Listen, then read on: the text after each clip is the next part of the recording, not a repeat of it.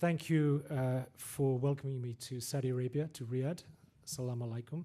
My name is Richard Andrews. I'm professor in English Language and Literature at the Institute of Education, University of London. The Institute of Education is a bit like the Graduate School of Education for the University of London. It's a whole university in its own right, focusing mostly on postgraduate, master's, and research degrees. I'm going to talk about how to apply for research degrees, and I should say that my slides will be available from the Institute of Education stand tomorrow in paper form if you want a copy. I'm also going to leave an electronic copy on the computer here in case you can get a copy later. So let me start. I will talk for about 30 minutes, then have question and answer from you about applying for research degrees in the UK and specifically to University of London if you would like to come there. So the University of London is huge. It's made up of about 20 separate universities: London School of Economics, University College London, King's, and so on. And the Institute of Education is at the centre of the university, in the centre of London. Let me say a little bit about doctoral level programs in the UK. The first one is the Mphil Phd, as you can see on the screen. That is the sort of classic route, 3 years full-time or 5 years part-time. It's a program of supervised research with training in research methods, and you write a thesis of about 80,000 words at the end, the length of a book. There's also a range of professional doctorates of various duration, providing high-level training, a doctor in education, and that usually has written assignments plus a thesis of about 40,000 words, about half the length of a PhD. And there are also practice-based doctorates, so you can get a doctor in front of your name through all these routes with a degree based on production of some form of work plus commentary, like a film, like The Last Presenter, plus commentary, or an art work plus commentary, a musical composition plus commentary. All of these require original and substantial new thinking, new contribution to knowledge to take place, because that's the nature of doctoral work. It is new knowledge in the academy, in the workplace. Most universities provide doctoral programs, and many specialist institutions, like our own one, the Institute of Education, but also conservatoires, which are arts-based centres like the Guildhall School of Music and Drama, the Royal Academy for Dramatic Art, and so on, the Royal College of Music. And they're very different in different institutions, and it depends on how big those institutions are. One thing that's good about the Institute of Education where I work is that there are 80 professors, high-level professors, and about 500 academic staff to supervise your work in education. Therefore, it's very specialist. We can find a supervisor to suit your particular area. For example, I should just tell you, the first doctoral PhD I supervised was from the director of the London Mosque. His name was Hamad Al-Majed. He's now back in Riyadh, and he did a study of the teaching of Arabic grammar in Riyadh. Well, I supervised that PhD. I was very honored to do so and to meet his family, and for my family to meet his family in London. So we can supervise work in a whole range of different areas. It is probably, the Institute of Education is one of 5 very big graduate schools of education around the world. The others are in Toronto, Melbourne, Singapore, and Seoul in Korea, the graduate schools of education. So London is the biggest. It is the biggest library in Europe for education research, and it is, as I'll say later, #1 in education research in the UK. So PhDs are changing a little bit.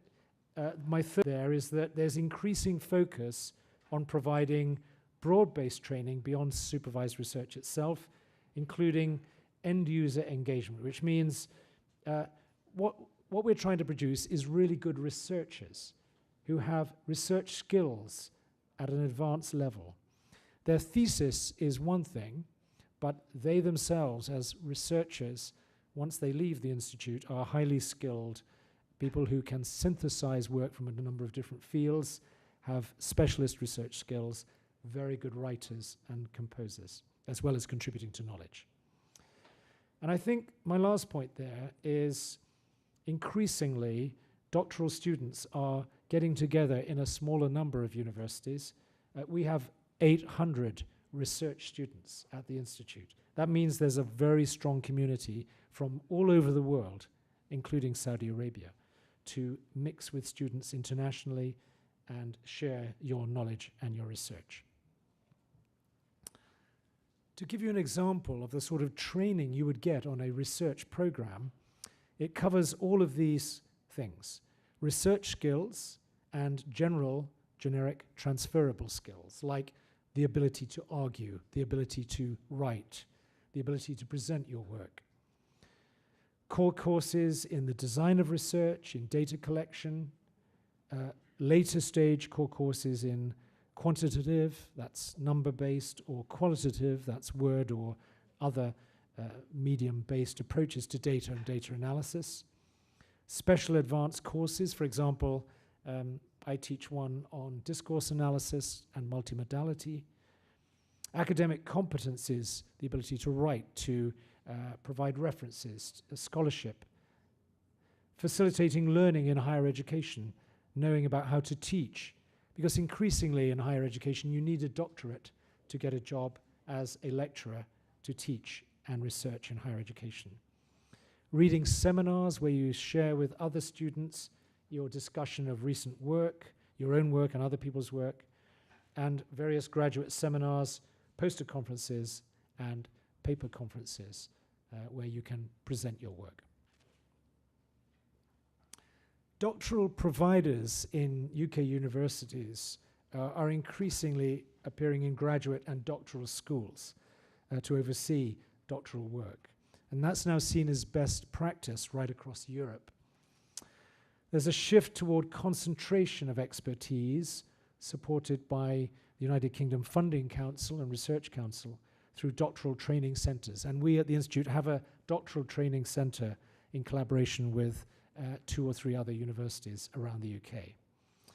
There's much more work in Europe of a collaborative nature so that students can travel around Europe and experience different universities. But the key message here, that anyone intending to apply for research should think about which degree program, the Mphil Phd, the Doctorate in Education, or some other research program, best suits your needs, and what different institutions offer across a range of criteria. So to give you an example, we at the Institute of Education now invite the submission of a digital thesis at the end of the study, which is put in the library, and we now find, and the British Library, where they go as well, finds that your thesis is 100 times more likely to be read in digital form than it is in hard copy. So we're now supervising digital theses, examining them digitally, and archiving and storing them and disseminating them digitally. One of the reasons the Institute of Education is a good place to do research is not only because it's in the middle of London. There is a very international, diverse city with people from 100 different countries studying there. But we are the #1 education research centre in the UK with more 4-star, that's the top level, more 4-star research than the rest of the top 10 universities in the UK combined. Or to give you another example, we are top in quality. Oxford is the other university that is the same level as us, but they are 20 times smaller in their graduate school of education than the Institute of Education. So it just shows that we are very big. That means we have lots of students as well as at the top level. It's quite hard to be at the top. You have to keep working to stay at the top, but that's what we like to do. What do you do when you apply for an MPhil or PhD? Well, you can first of all at any time, but most people start in October of each year. First of all, if you're doing a PhD, you register for MPhil and later upgrade after 12 months full-time or 18 months part-time to PhD through quite a rigorous sort of examination to upgrade to PhD. First of all, and this is new at the Institute, but many universities do this, the best thing to do is to make contact by email or in person with potential supervisors to discuss your research area. And that supervisor will help you develop your proposal. So anyone who, for example, would like to work in language education, second language education, bilingual education, English education, writing development, would come to me and say, I would like to do a PhD at the Institute of Education. Can you help me develop my proposal? And then I would help, and I may be the supervisor or one of my colleagues may supervise. And once that preliminary contact is made, then you apply formally, and you are much more likely to be accepted as a student if you go through that process. Once you've done that, you formally apply via UK Pass. That's the fourth point. You give your details, your English language competence, your referees, your personal statement, your proposal. None of this has to be very long, but it has to be carefully prepared. And the minimum requirement is the equivalent of a UK 2-1 honours degree. That means a good or very good first degree. And if the degree is not, if your language is, initial language is not English, you need to get IELTS 7 or 650 TOEFL 280 computer-based, 100 internet TOEFL-based to do a PhD. And then you are likely to be interviewed if you haven't been met before by Skype or telephone.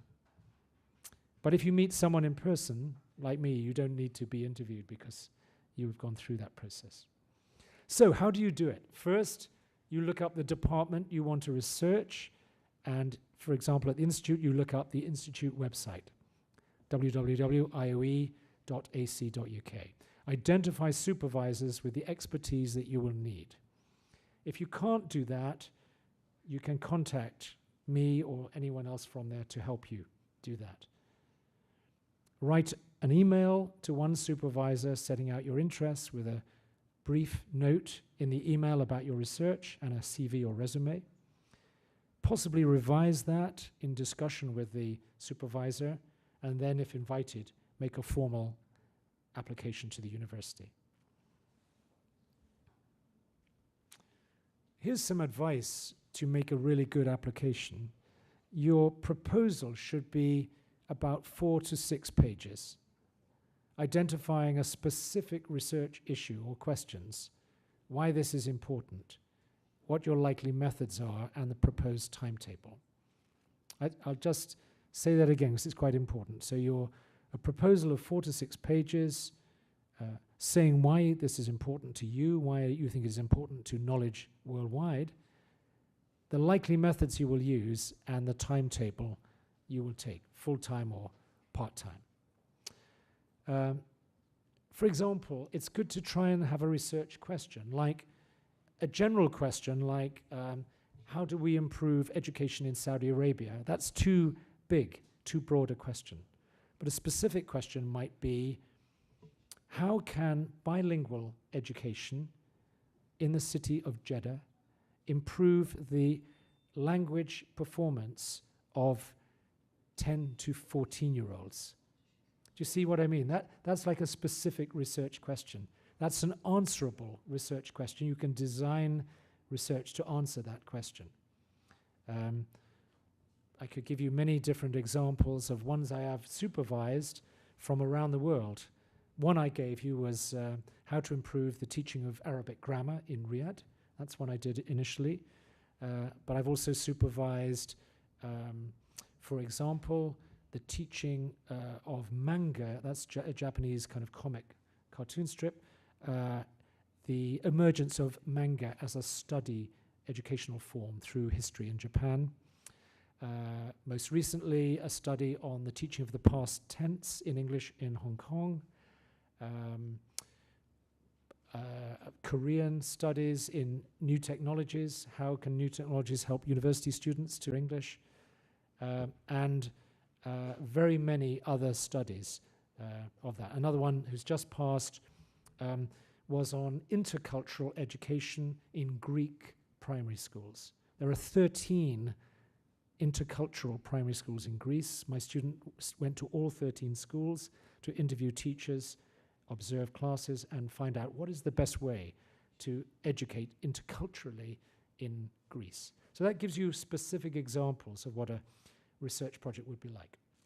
The objective, my second point, is to show that you can think through the entire process of conducting a research project. It's like undertaking, I think of it like putting up a building. If you look at how buildings are constructed in Riyadh, first you have a design, then you work bit by bit. You build the floors of the building. It takes a long time to finish it. You have to make sure it is accurate, beautiful, original, fit for purpose. And it's like constructing a building. And for a PhD, it's like constructing the biggest building you've ever constructed. A very exciting project over 3 years full-time or 5 or 6 years part-time.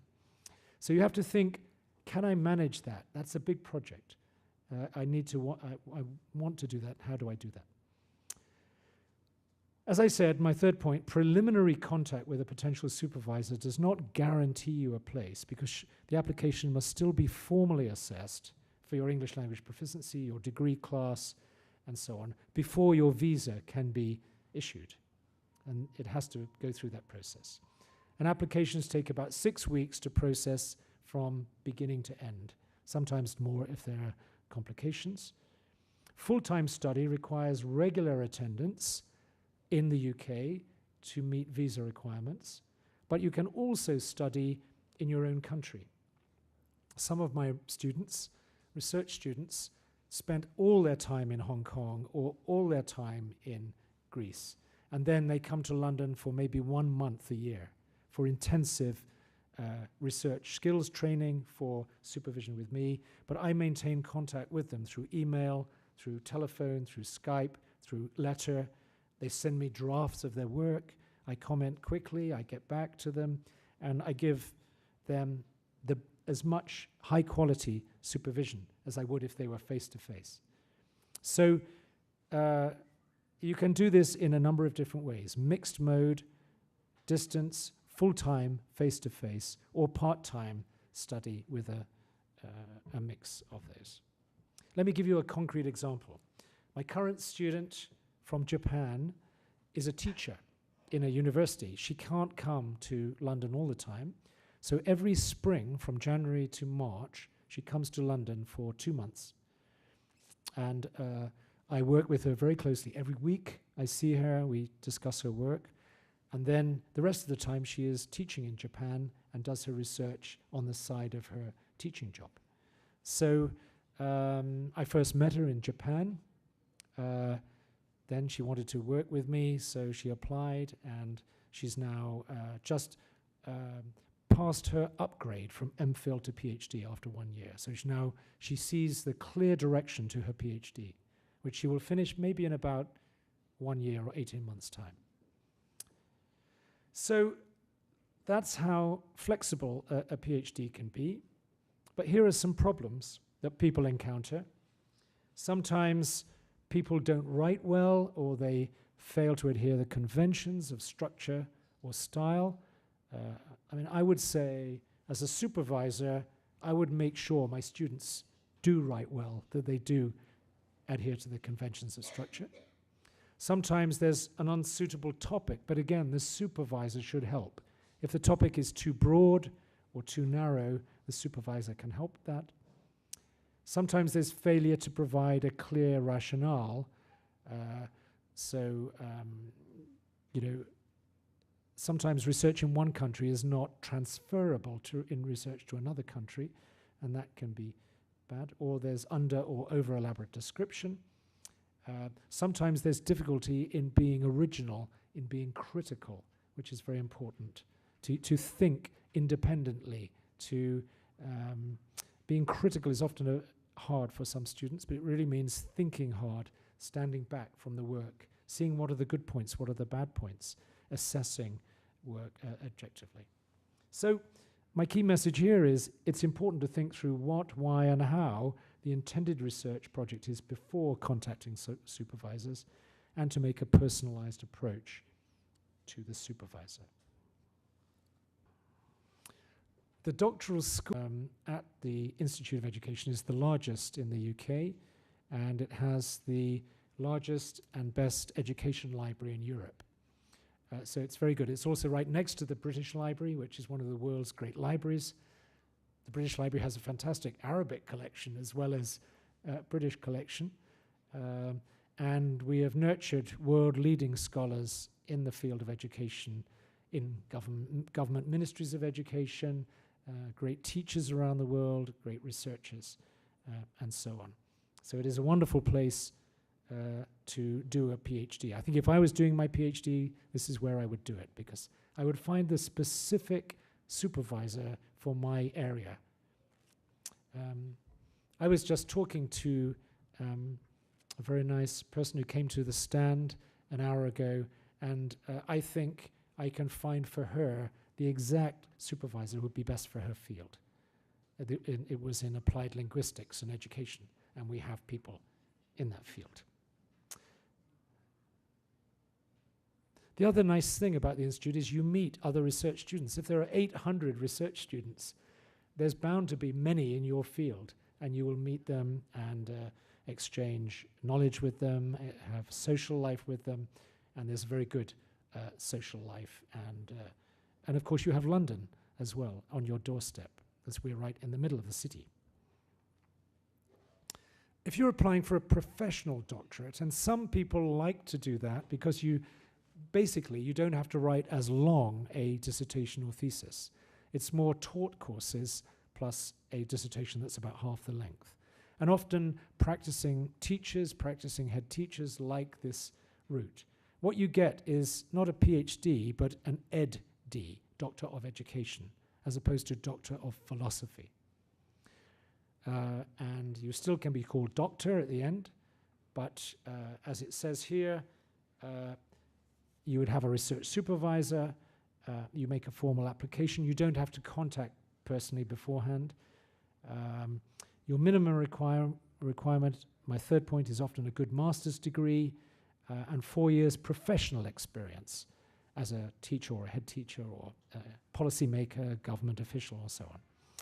The applications are usually dealt with by the program leader who finds the supervisor for you later, and many people like this route. For example, I'm supervising one who is working in Norway in a research center in Norway. She wishes to have a doctorate that is based on her work, and she's doing the professional doctorate, and she's very, very good about it. All programs, I'm going to finish in about 5 or 10 minutes, then so we can talk and have questions. All programs have a series of formal milestones to check progress. So these include attendance in training, which is compulsory for 3 of the courses, written assignments, annual check on progress, ethical clearance, that's very important, that your work is ethically sound, and upgrade from Mphil to PhD. And supervisors will work with you to help you keep on track for your, so you finish the PhD on time. And a crucial safeguard is comparison to your other PhD students. So you can look at their work, you can talk to them, you can talk to your supervisor about it. But the key message here is you need to make sure you're aware of progression requirements and engage fully with those and with your peer students, your supervisor, and the research environment to make sure you complete successfully. That's very important. Our key contacts in Riyadh are UK Uni, Ibrahim Al-Najjar, A to Z Management, Errol Alan Donato, and there are professional courses on offer starting in June. Pre-sessional means if your English language proficiency needs improving, we can provide that at the Institute. Basically, we have 16-week, 8-week, and 4-week courses according to your level of language. So if you do not have IELTS 7 or TOEFL 550 or 100 on the internet-based route, you can come for a pre-sessional course starting in June or July or August, according to your level, and you will be ready to start the course in October when the academic course starts. We make these courses available to students, and if you do the course, then you have automatic entry onto the academic program. During the program, we offer in-sessional language support for free for all students. Native speakers, second language learners, any student, we offer those for free all the way through. So you can improve your writing as you go through the program. There's also a University of London Master's Foundation program on English language preparation, which is available on this too. As I say, I'll leave this on the screen if anyone wants to copy it, or make hard copies available tomorrow on the Institute of Education, University of London stand. So I'm going to, in a moment, invite questions and try and give you answers, but also I want to give you my personal email, and I have my card here in case you would like to take it. I can give that to anyone who's interested. We also have here, from the Institute of Education, Danielle Naum, who is on the Institute of Education stand here, and Alice Hart back in London, and they will also be able to assist you in making these inquiries. But I think the most important thing for me to do is, I'll try and use this now, and can we make sure this is working, please? And is the microphone working? Oh, at the bottom. I have it here. Okay, can you hear me now? Yes. I'm very happy to answer any questions that anyone has of any kind, from the most small question to the largest question, about research degrees or anything else, about studying in London, about studying in the UK at other universities. I've also worked at University of York, University of Hull, and Middlesex University, and New York University in the USA. So any questions, please, and I will answer as many as I can. Thank you. Yeah. Yes, I graduated from University of Hull for my PhD. My first question is, you said there is the EDU, I think, as a PhD. Which is more general? Is the PhD or the education doctoral? Which is the most general or professional? Yes. I have another question. Yes, sure. You talked about the research training program. Is there any in the summer for staff who's wanting to do either for English or for research or whatever? Yes. Okay, I'll answer these questions. I think we have a microphone now for the audience. Thank you. Yes, well, your first question is really the difference between the PhD, Doctor of Philosophy, and the Doctor of Education, which is a more professional doctorate. For business as well? And yeah, there is, yeah. In fact, there are other doctorates, like a doctor in psychology, and so on, Doctor of Medicine. So the doctorate is the highest level of academic achievement. The Doctor of Philosophy tends to be more purely based on knowledge and discovering new knowledge. So it is usually the degree for the most original contribution to knowledge. And it could also, of course, be taken by anyone, even straight after their degree, without any professional practice. So someone who gets a degree from any university can go straight on to a PhD if they wish, without any teaching experience, without any work experience. The doctorate in education, however, needs, at the Institute of Education, at least 4 years of work experience, because your study is more likely to be more practical. You would, for example, you would be teaching as a head teacher or teacher, and you would say, I want to design a program that runs alongside my teaching and can help improve my actual teaching situation. So there'd be more taught courses and a shorter dissertation and a more practically focused dissertation. So if I wanted to do theory or new learning, carving out new areas, I would do a PhD. If I wanted to do a very practical doctorate, I would do the doctorate in education. And then secondly, you asked about, are there summer courses for language and for sort of research training skills? Well, the answer is yes. At the Institute of Education, we have the pre-sessional courses I described of 12-week or 8-week or 4-week duration. But we also have research training going on during the summer. Some of these courses are online, some are face-to-face. Usually they would be in July in the summer. There's very little research training courses go on in August. There are lots of language training courses in August. That's when most of them are, July, August, and September. But not research training courses in August. Because in August, as in the States, as in Europe, a lot of people take a holiday. Yeah, a lot of academics. You can get a visa to come earlier to do pre-sessional language courses. Yes, you do need a visa, I think, if you're going to come and study.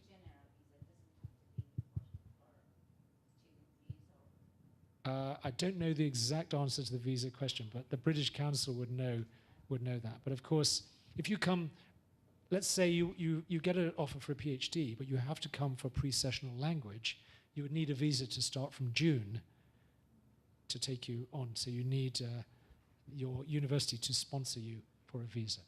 Yeah. Right.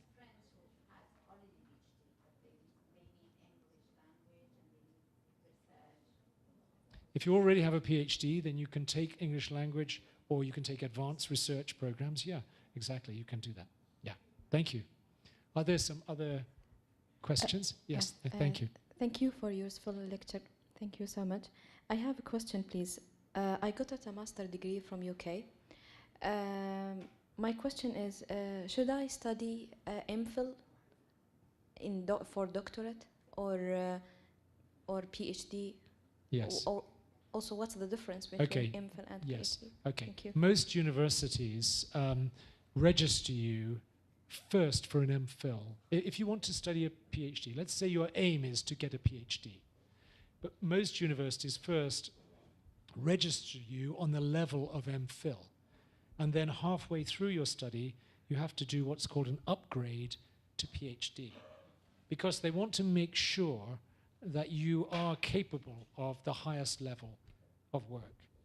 So, for example, at the Institute of Education, we would admit someone to a PhD program, but first, for the first year, they are registered as Mphil. And then they prepare about a 10,000-word piece of writing about their work. It is assessed by a small panel of 2 other lecturers, and then you are either upgraded to PhD level, or you have a second chance to upgrade if you don't get through first time. Very rarely, the student is not able to go up to the next level because their work is not high quality enough, and then they have to stay at Mphil.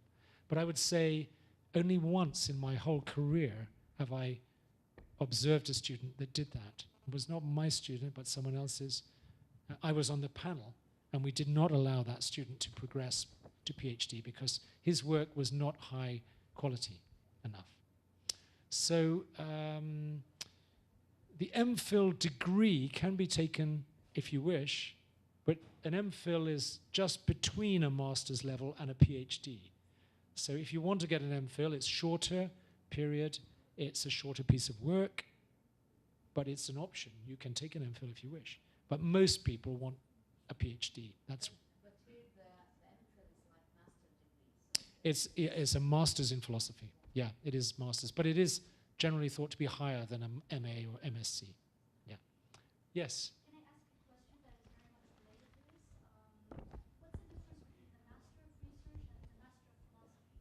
Yeah. So through the PhD program, there is something new that is the New Route PhD program. Yeah. Thank you. Yes. And they do offer Master of Research. Master of the Research. MRes, yeah. Yes. Okay. Could you Yeah. tell us more about The that? MRes is a research methods focused master's.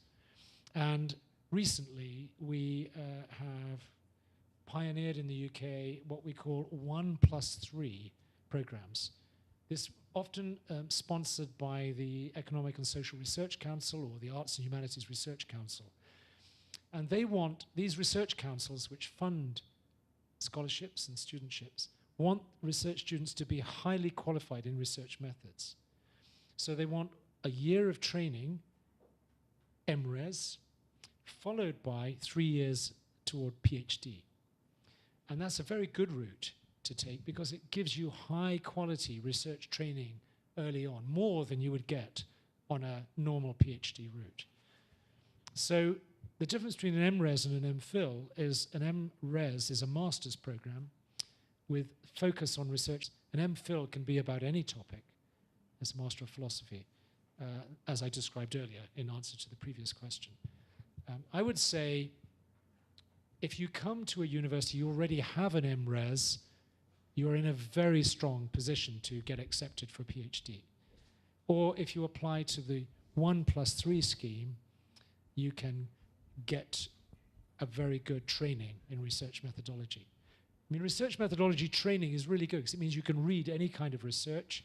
You can work in government, you can work in teaching, you can understand research. It also helps you with the design of your own study hugely, and you become very expert. But one thing I'll just say in result of that question is we've noticed at the Institute of Education that the PhD is changing, not only digitally, as I tried to explain. I've edited a book on the digital dissertation, but also theses tend to be more research methods focused than they are theory focused.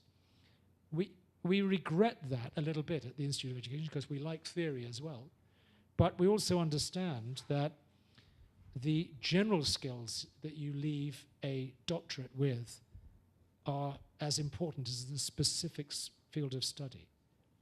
So we like to train advanced and highly skilled researchers for working out in, it's very good for getting jobs in any field, government, education, higher education, and so on, industry. Yeah, thank you. Are there any more questions? Yes, at the back, yes, there's one. Thank you.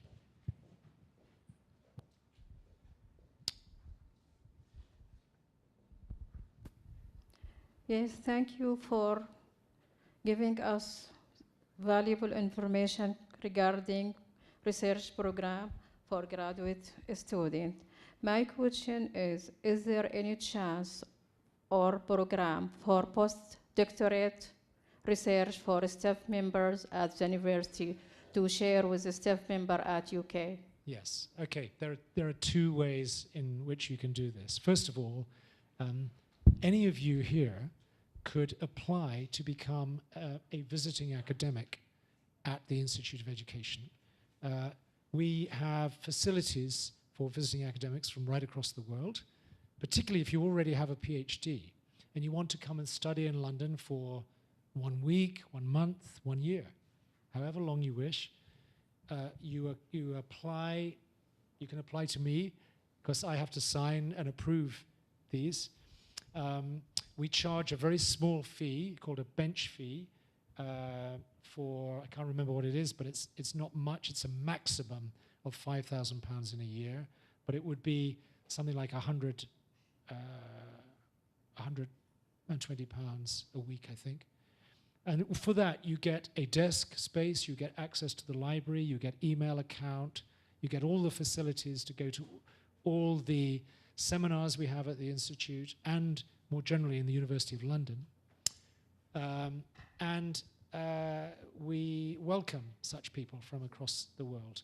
You don't get a supervisor, you simply follow your own independent study, but you have a named academic contact. So if I was your contact and you were coming, I would meet you every 2 or 3 weeks for a cup of coffee or tea. You would tell me how your work was going. You would probably be working on your own project, like writing a new textbook or undertaking further research. And that is an honorary visiting scheme. The other thing we do for postdoctoral is we advertise from time to time postdoctoral researcher positions. In the last year, we advertised a big advertisement worldwide, and we appointed 25 postdoctoral researchers from right across the world: Beijing, Brazil, New York, the Middle East, and so on. We have a center for research and evaluation in Muslim education at the Institute, funded by a Saudi Arabian benefactor. We are very proud to serve Muslim education in London and internationally, and our aim in that center is to improve young Muslim people's education in London and the UK. And the postdoctoral researcher positions are paid academic positions. We expect those people to build a research career, either as a lecturer, to be appointed to the Institute or to any university worldwide, and to be leaders in their field. So yes, in a number of ways, we provide postdoctoral honorary positions and paid positions. Thank you. Perhaps I should take the next question. If you go on that one. Mm-hmm. Yes. Yes. Yes. And we work with a lot of Middle Eastern universities, people like that, who wish to develop a consultancy work or joint research or teaching work. Yeah, of course. Thank you. Thank you very much for your very interesting and useful presentation. I need to know, I heard about a training program about the academic writing. It is also a postdoctorate program, I think. Yes. This is one point. The other point, I will continue the question which my colleague asked. If I need a supervisor or an assistant supervisor for a certain research, will the university support me with this supervisor? And as a PhD holder, do we have to go through the process of IELTS and IELTS and okay, yes. all these tests? Thank you. Yes, thank you. Well, first of all, your first question was about academic writing. We have an academic writing center at the Institute, so we run courses throughout the year for anyone who wishes to come. I have 5 minutes left, so I'll be quick so we can get as many questions in. So we have an academic writing center. You can apply to that. Secondly, I'll answer your third question, which is if you are coming as an academic visitor, do you need IELTS? The answer is no, you don't, because you must send an application and be nominated by an academic member of staff. So you must send your CV or resume. But it is, of course, helpful if you have English language proficiency, so you can understand and contribute to things. And the second question, I've forgotten your second question. So. You answered me about the academic if we need an assistant professor to go through a certain research, is it easy to have someone to support us in our researches? Yes, we always support our academic visitors and students because we are delighted and honored they should come. So our duty is to support the student or the academic postdoctoral student. One question here? Yes, two. Thank you for great information. I would ask you about the proposal that you mentioned. It's the main point key. When the good time to write it, and it can be changed later on. Yes, absolutely. And can anyone get help from others when they write in their Yes, proposal? yes, they can, yeah. Thanks, you. a very good question. When you're first writing to a potential supervisor and you have an idea in mind, I think your first communication could be maybe a long email or one page setting out what you want to do, why you want to do it, how you think you will do it. Then you ask for advice, and then the advice comes back, and then you develop it to a 2 to 4 page proposal. And you can send it back again for further advice or get other people to help you if you wish. By the time you apply formally, you should have, let's say, a 2 to 4 page, quite detailed, high quality proposal, and then that will make sure your application is successful. So you would get help in developing it, is the point I wish to make, yeah. I think I have maybe time for one more question. Yes, thank you. Thank you so much, sir. What are the requirements for PhD students from Saudi Arabia who are seeking also a scholarship? Yeah, okay. We have not only our own scholarships, which we offer, which are on the web page. If you look at the IOE web page, and in the search box you put in the word scholarships, up will come up all the scholarships that we offer. So you can apply to a number of these. For example, one of the scholarships we have is called Centenary Scholarships, which we offer to worldwide countries. Not all scholarships are available to Saudi or other country students. Some may be specific to particular fields. And of course, if you have government support from here too, that is helpful. But increasingly, the IOE and other UK universities are increasing the number of scholarships they offer so that we assist students for academic fees and for living in London. And maybe the last thing I'll say is living in London is not as expensive as some people think. You can live in London, like most big cities, reasonably as you could live in any city. And it is not the most expensive city in the world. I live there, I work there, I live 200 miles north in another part of England, but I can live reasonably well there, and it's a great place. I mean, the last thing I'll say is every Saudi person is warmly welcome in London. It's the most diverse city in the world. It always has been. It's more diverse than New York, more diverse than any other country. And I think every person from every country feels welcomed in London and feels they have their own people there, as well as mixing with people from right across the world. A fact is, in London schools, 239 languages are spoken. In London itself, 300 languages are spoken. English, of course, is the lingua franca, but everyone will find their own home and a warm welcome. Thank you very much for listening to me and for your excellent questions. Assalamu alaikum.